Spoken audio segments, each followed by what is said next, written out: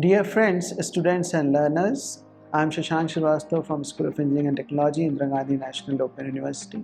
So we are discussing the course on material science, and before this module we have discussed up till plastics. So today I am starting a new unit and a new module. The unit shall be named as different criteria for design with fracture mechanics.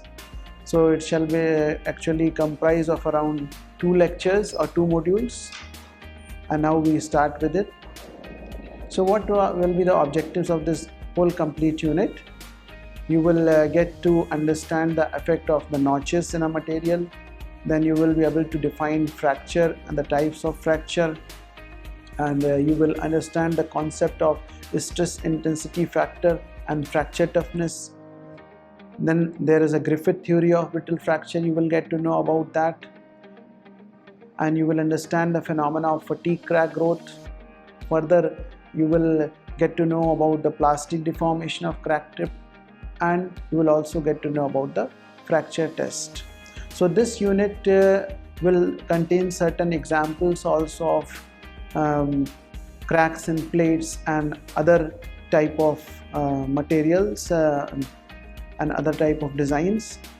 So there will be certain examples which are given in your theory material, but they may not be in the lecture, but because that is beyond the scope of this course, and some empirical formulas will be there, but their derivations will not be there because it is beyond the scope of this course. So you need not go into too much of depth of the numerical analysis.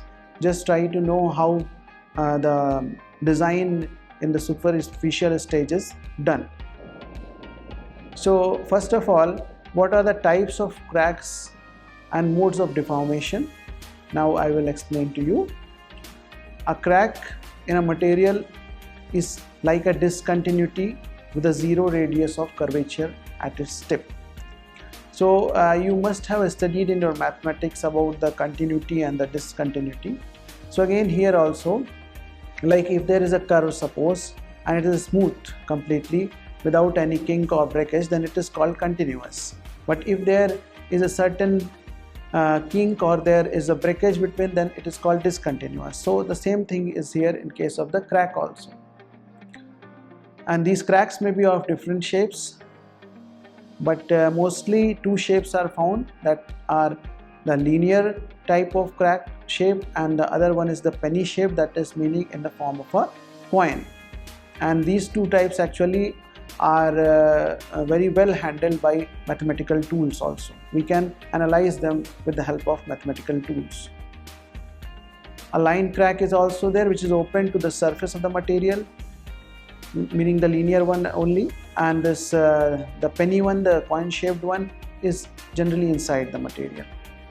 But linear cracks are most common, and as we have studied in our fatigue session on the module of fatigue, that most cracks initiate on the surface. Thus the linear cracks open on the surface. So here in the figure you can understand in a better manner. So the first figure, that is the A, it gives us the linear crack through the thickness. As you can see, a rectangular type of dashed curve is inside the material block, a cubic block is there.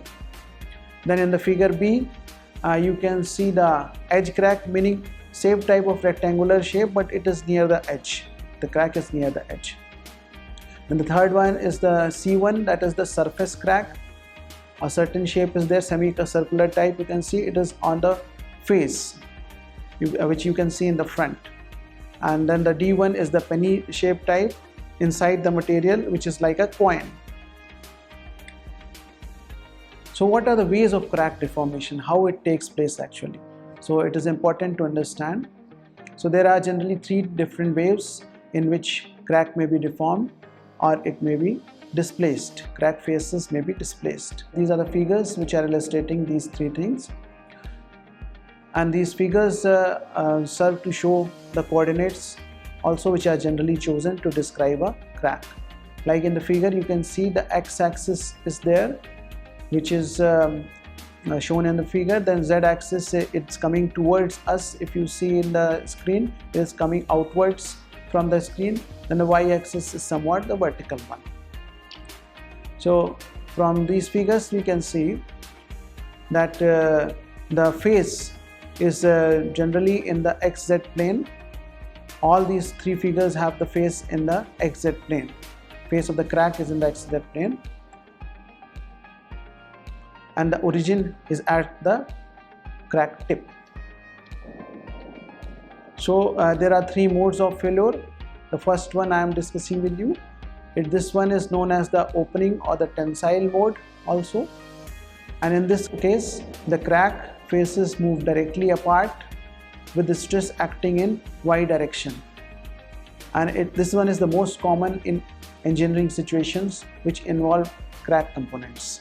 So you will better understand it with the figure. You see here the first figure.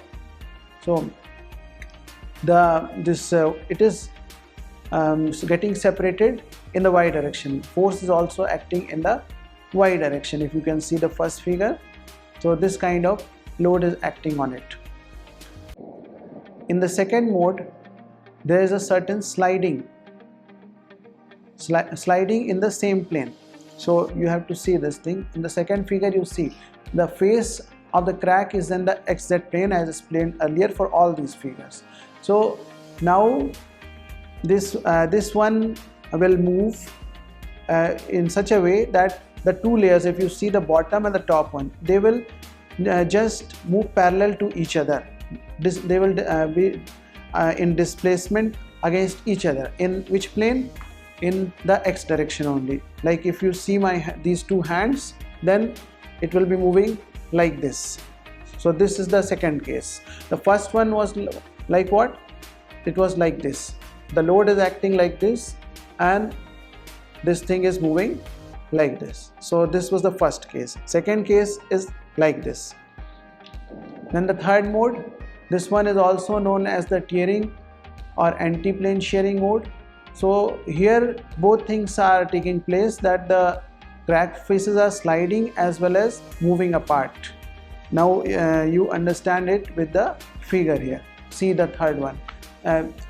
It is slipping as well as it is moving up, if you see, and out of plane, not in the plane. Like if you say it is moving in the xy plane, no, it is not like that.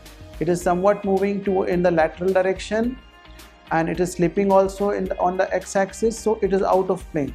Like here you can understand this. So in the previous case, the second case, it was simply along the x-axis, this rubbing type thing.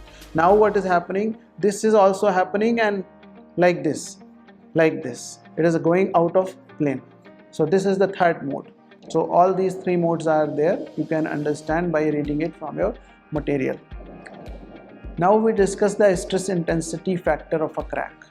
It is these cracks actually happen due to stress only, and if there is a stress concentration somewhere, then that point becomes more susceptible. So that's why we discuss the stress intensity factor of a crack.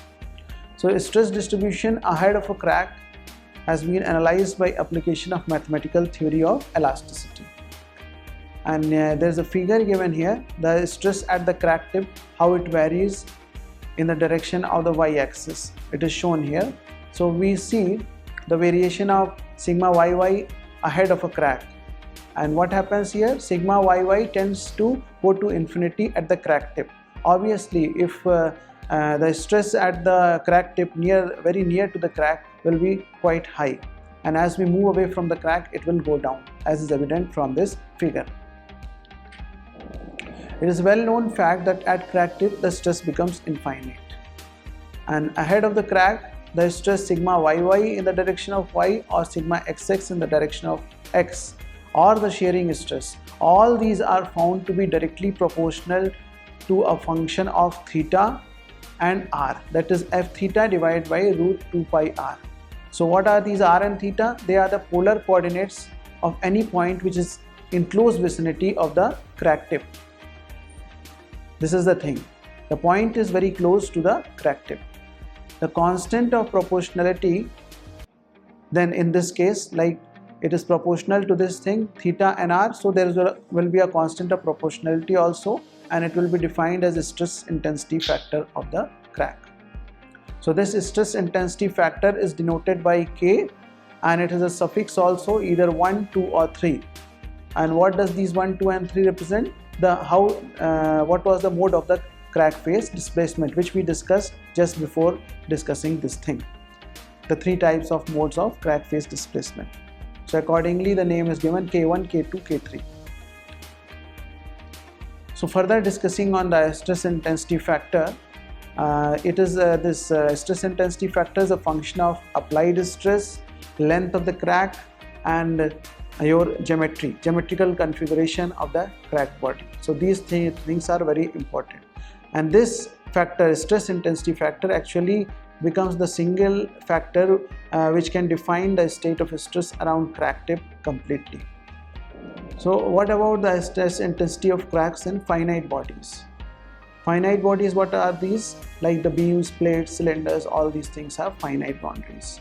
And to analyze this, we have to take certain assumptions in our mathematical models. Like one assumption is the infinite or semi-infinite bodies or plane bodies in which the crack tip is considered to be far away from the boundary, so that strip stress field is not affected by the boundary. So this assumption we take while analyzing. But in practical application, crack tip stress field or stress intensity factor that are influenced by the boundaries of specific shaped bodies are very much required, because they may be very near or can be considered not far away from the crack tip. So then we have to take that into account.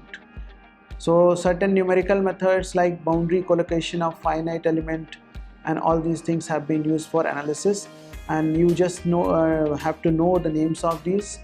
And experimental methods like compliance, calibration and photoelasticity have also been used. So you need not go into the depth of these because it is beyond the scope of this course. You just need to know the names of these, how we do that. So how do we get the stress intensity factor? What is the numerical expression? Now we discuss. So several standard shapes which are enclosed in straight line boundaries or circular boundaries are analyzed both numerically and experimentally to get SIF. And through this analysis, the stress intensity factor of a crack is expressed like K1, you see, is equal to sigma y into root A. So what is the sigma here? Sigma is the gross stress without considering any change of area of cross section. So we do not consider any area change in this case. And A, what is A? A is the crack length. And what is Y? Y is a non-dimensional stress intensity factor, which is also known as the calibration factor. The stress intensity factor may be expressed in terms of a polynomial also, which contains terms that correlate crack length with some leading dimension of the body. So crack length will then be related to some dimension of the body. Suppose there is a plate of width W and a crack length of 2A in the center under a tensile force. Then there is a certain expression, the empirical expression given here, and crack tip stress intensity factor K1 is given as sigma into W tan pi A divided by W whole root, square root, where sigma is given by P by B W. So B here, that is capital B, is the thickness of the plate, whereas capital W is its width, while P is the force acting normal to the crack line. So this is a kind of empirical relation. You need not know the derivation right now, or if you are too much interested, you can search somewhere from some book, you will get it, but it is beyond the scope of your course right now. So this is the stress intensity factor, and you can see here that we have related this crack length with the width of the plate, that is W, which we discussed earlier, that we have to relate the crack length with certain dimension of the body. So if the width of the plate is much larger than A, so what will happen, that there is factor pi A by W in the formula, then it becomes very small, and then tan pi A by W will be equal to pi A by W as per our geometrical relations, trigonometrical relations, we know this thing. So then K will reduce, K1 will reduce to a simple term, that is sigma into root of pi A. Since the tip of the crack is far removed from the boundary, the effect of boundary on crack tip stress field is non-existent. So this assumption we had already taken, so that's why it will not get affected, and we get a simplified formula.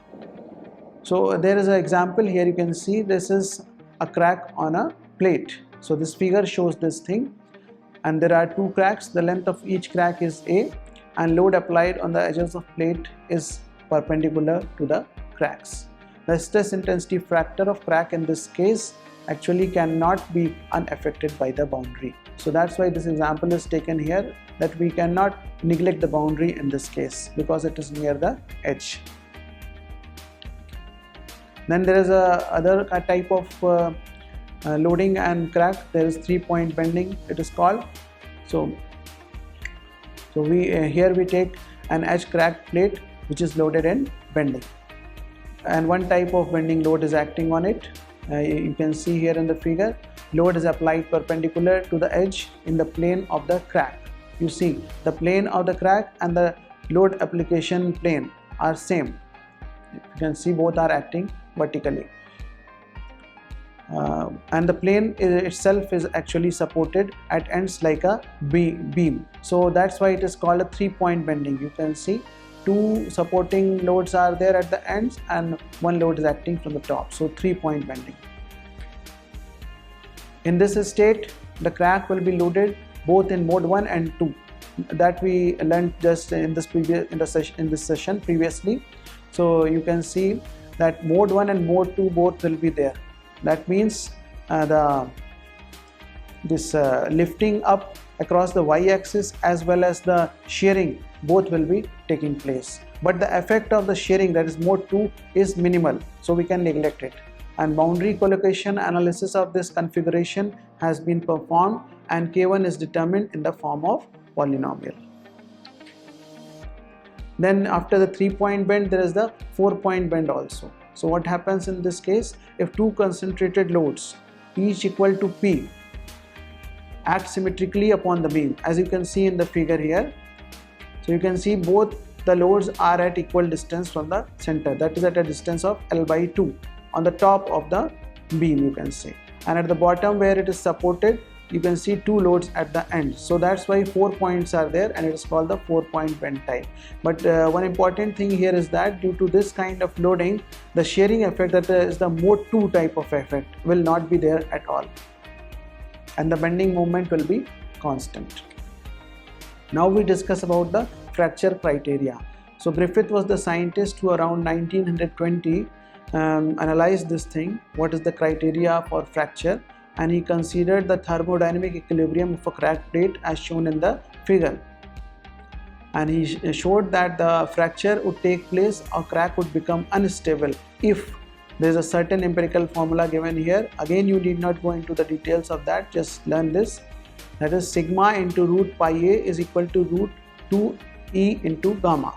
So you can see here that E is the modulus of elasticity and gamma is the surface energy per unit area of the material of the plate. So both these are the properties of the material. So this thing, your stress intensity factor is dependent on the material property, we can see from this formula.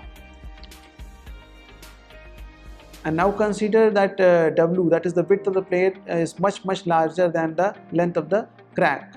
Then the equation will be given as sigma root pi a is equal to root 2e gamma.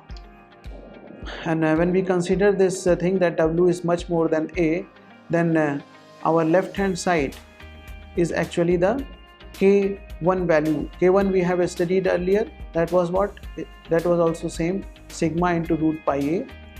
So it contains the y term, and y here is root pi, so that's why it is same as K1.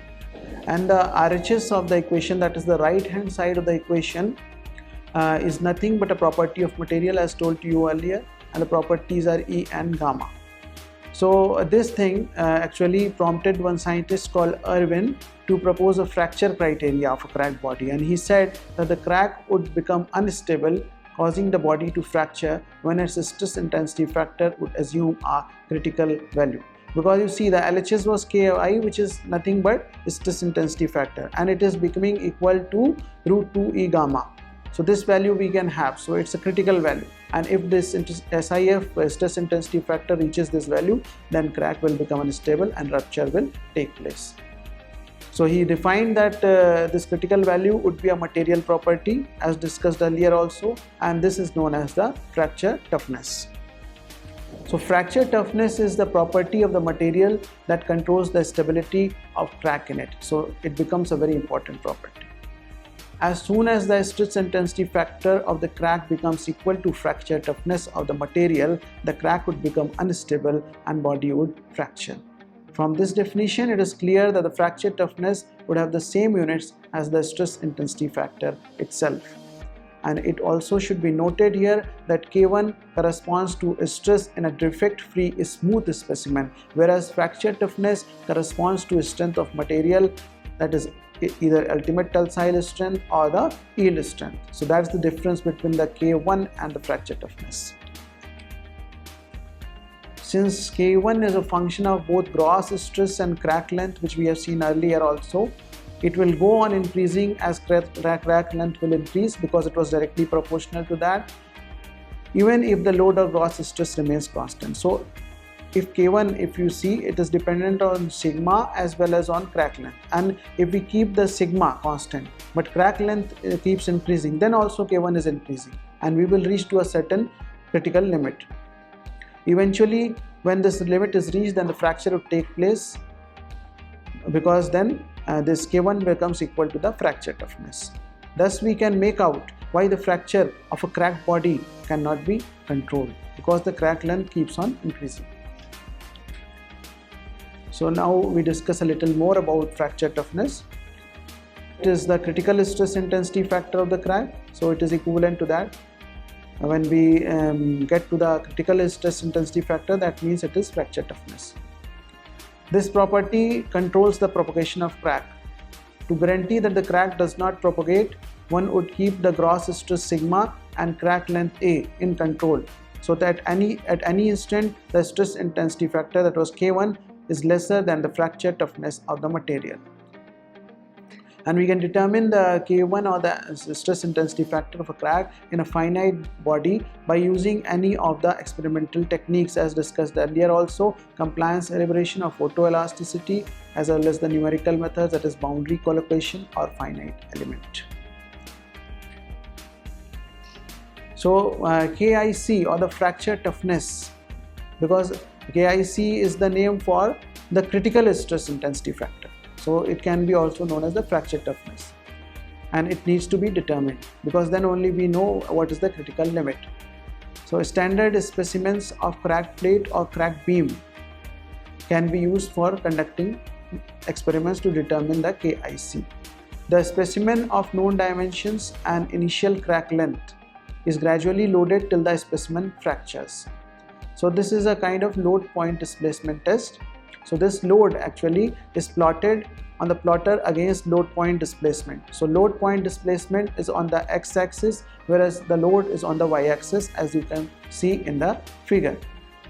And this relationship between the two will help us establish the crack length corresponding to load that causes fracture. So from the figure you can see in the initial phase it is linear.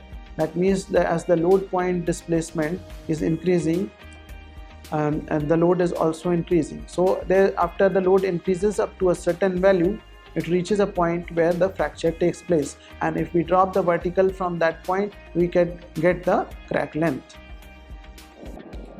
So critical SIC further, or alternately what we can do, we can measure the crack length from that graph, or we can also measure it by measuring the fracture surface. So on the fracture surface, fracture has taken place, you can get the length from there.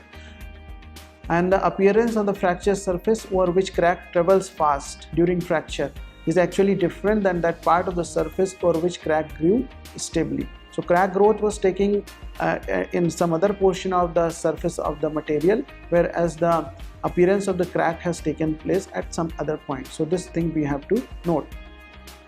The value of crack length, we can call it by the term AC. We are using for this C term for all critical things. So AC, along with the fracture stress calculated by using the fracture load, and non-dimensional SIF corresponding to AC, say YC also, are used to calculate KIC. So KIC is equal to sigma F YC into root AC. So all things are critical here. Y was present in the previous formula also. Now it is YC. It's the same non-dimensional term. So load displacement diagram we will discuss again. So two important factors we need to obtain for getting a valid load displacement diagram. That is, one is the minimum thickness of the specimen we require, and the other is the initial crack length. Without the initial crack length, we cannot get the load displacement diagram. So American Society for Testing and Materials actually has standardized the specimens for valid fracture toughness.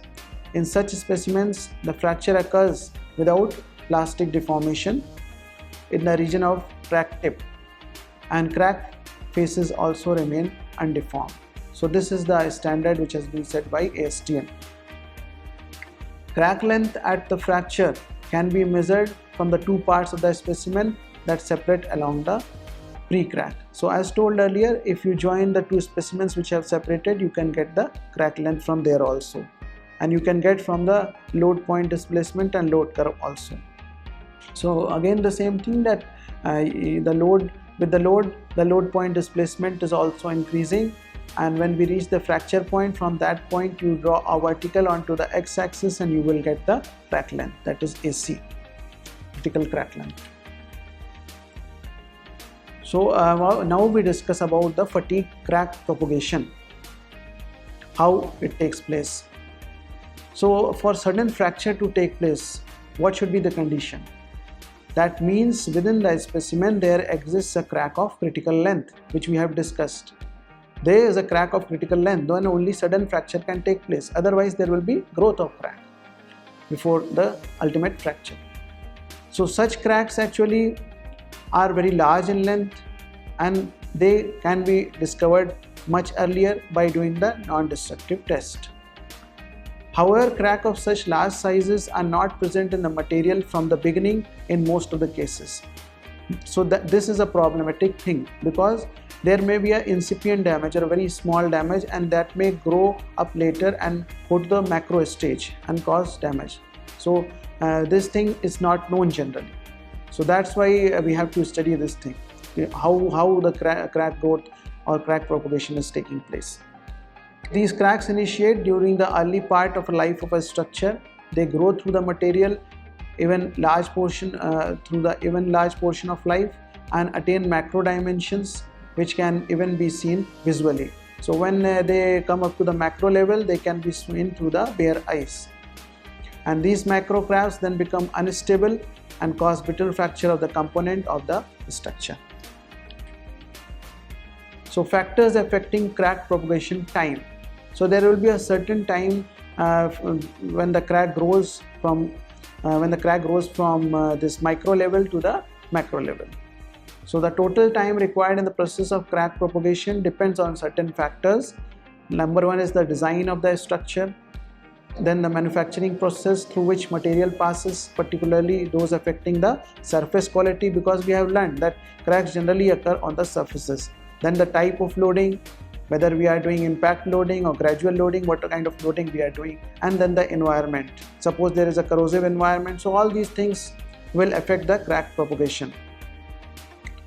So defective design or bad surface finish, fatigue loading or corrosive environment, individually or together, could cause initiation and then propagation of crack at a very fast rate. So we have to take these things into account. Except for fatigue, all other factors can be controlled or taken. So leave aside this fatigue thing, then all other things which I discussed, like corrosive and all these environment and design, all these can be handled. But this fatigue, we never know how the crack is going due to the fatigue. So it becomes the very important factor. Fatigue is the only cause that will eventually result in fracture of a machine part or part of structure. So the ultimate cause will always be fatigue, which will cause the rupture of the specimen. If a material in the structure carries a defect of size to the order of a millimeter, you say, then fatigue loading soon would cause the crack to extend when K1 of the crack, that is the stress intensity factor, will go on increasing until it becomes equal to the K1 critical of the material and fracture occurs. And no time is spent in crack initiation because it is not required then. And generally formed or welded parts are liable to have such defects of macro sizes. So this millimeter size is considered to be the macro size. Metallurgical defects like the inclusion may act as micro cracks also of a few microns length, and this will propagate further under fatigue loading. Since the size of the crack in such a case is very small, so a very large portion of the life would be spent in enlarging of the micro crack. So it will have larger life because time will be spent in going up to the micro size, and then after going to the micro size it may assume dimension in the macro range. If the surface of the machine part of a structural component is extremely smooth and material is defect free, then the crack will initiate on the surfaces and propagate slowly in micro range and then to macro range. So this process will take a much longer time. In such cases, the life spent in fatigue crack propagation is normally 90% of the total life. So this figure actually is schematically illustrates three different possibilities of crack propagation. So here you can see the lowermost curve. You can see this is the micro crack times. Then the second middle curve is about size which is bigger than the micro, and the further from the millimeter size, the topmost curve you can see it is about the macro type of cracks. So you can see for this micro crack, if you see with time is on the x-axis, percentage life. So you see for this micro crack to go up to macro crack, it is about 80% of the percent life, whereas if you see in the topmost curve, it is only 25 to 40%. So then we can see in case of micro cracks, the life of the specimen is more because it will take more time to grow. The crack propagation will take place slowly. So then we have, when we are talking about this life of a specimen, then we should also talk about the infinite life, because then our this component or a specimen will not fail and we can make use of it for a longer lifetime period. So but how to do this then? So we have to take into account the stresses. So the stress levels are so chosen that either the crack does not originate, meaning we should have highly finished surfaces, or if it originates, it would not extend to macro size. So these are the two things which are needed. Either the crack doesn't happen at all, or if it happens, it should not go up to the macro size as shown in the figure which I explained to you. So what are the effects of these and what are the solution then? So if we do like this, that not permitting an existing macro crack to grow to the critical size will call for a very low stress and will thus make the structure uneconomical. So we actually, it will be redundant only, or it cannot be put to use as such, because we cannot apply too much stress. So this thing cannot be there.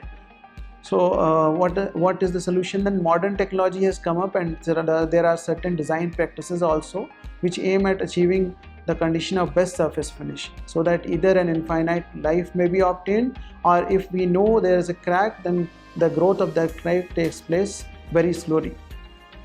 It's almost infinite time. Infinite life thus results if the crack does not nucleate or does not go into macro region. So if we don't allow our crack to go to the macro region, then it will have infinite life. So fatigue life prediction. So we will get to know about certain terms here which is given in your material, also theoretical material. You can just study those things, and mostly they are empirical formulas. And prediction of fatigue life or crack length after certain number of cycles may be done if law of crack propagation is known. So there is a law of crack propagation, and if it is known, we can predict what will be the fatigue life of the specimen, or how much will be the crack length. So laws of crack propagation during fatigue loading have been experimentally determined for several materials. So this is the law you can see here. That is dA by dN is equal to C into root K1 to the power of M. So this is an empirical formula which has been determined by experiments. And here dA by dN is the rate of crack propagation in millimeter per cycle, because fatigue is being taken into account. Then we have delta K1 is equal to K1 max minus K1 min. That is the stress intensity factor range. That means the stress intensity factor is at a minimum level and it goes up to a critical level. So the difference between the two. And then delta Ki is equal to Y into root A into sigma max minus sigma min. So this formula you have seen previously. Simply we have put the instead of sigma the difference between the two, that is sigma max minus sigma min. And C and M are the constants which are dependent upon the material, environment, frequency, temperature and our stress ratio, that is sigma max upon sigma min. So knowing the law of fatigue crack propagation, that is our constant Cmn, and the length of the pre-existing flaw, meaning the initial crack length, which can be found by any non-destructive test, we can calculate the crack length after a given number of cycles, or number of cycles we can note which is used to attain a given crack length. And employing the knowledge of fracture toughness of a material, the property that we have discussed before, which can be determined experimentally, we can relate between the geometry of the component and K1, and from there we can find out the crack length at which crack would become unstable. And from this crack length we can further determine the number of cycles to reach this crack length. So that means what kind of fatigue loading can be given. So this thing comes out to be like this: K1C is equal to sigma F YC root AC. This formula we have previously seen. Again it will be used here. And if initial crack length we suppose say it is AI, and we assume that it goes from AI to AC in n number of cycles, then this is certain empirical formula which is given here. You can study from a material also. So this will help us to determine the number of cycles, and this will establish method of finding life of a material component after a finite crack length has been observed. But one thing is there, that the time required for crack initiation and its propagation to macro size will still be uncertain, because this formula holds only from the point where it is already a macro crack and it goes to the critical crack length. It is not from the micro level to the macro level. So crack initiation and propagation is still not known properly. So we cannot use this formula in that region. The laws of fatigue crack propagation are established experimentally for different specimen configurations by determining the values of the constants which were given earlier to you, that is C and M. So in this session we discussed about different criteria for design, and we discussed about the various types of cracks, stress intensity factor, fracture toughness, all these things we have discussed, and further we will discuss in the next session. Thank you very much.